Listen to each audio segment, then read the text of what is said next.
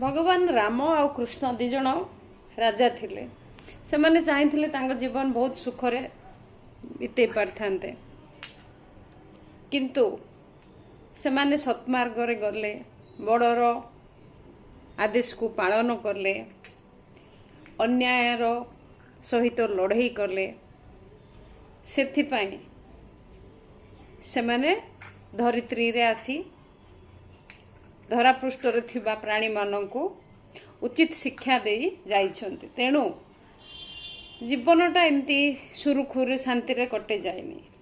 जो जो लोकंक जीवन रे कठिनता आसे, जो जो लोकंक जीवन रे बहुत अन्याय अनीति होई थाए से माने ही से मूल्य बुझी पारंती कि राम भगवान हेई मध्य वनवास जाइथिले, कृष्ण भगवान हेई मध्य से बहुत कष्ट पाइथिले। सेटा गोटे गोटे उदाहरण।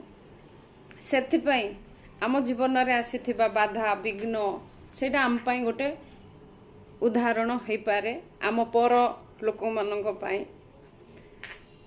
मु से भावे आउ आपण माने। जय श्री कृष्ण, जय श्री राम। आज उत्कल दिवसर अभिनंदन समस्त को। आज ओडिया मानकर गर्वर दिन।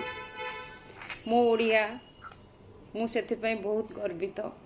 मो ओडिया घरर झील बहु ओडिशा रे मो जन्म होइतिबारु मु निजको बहुत गर्व अनुभव करे।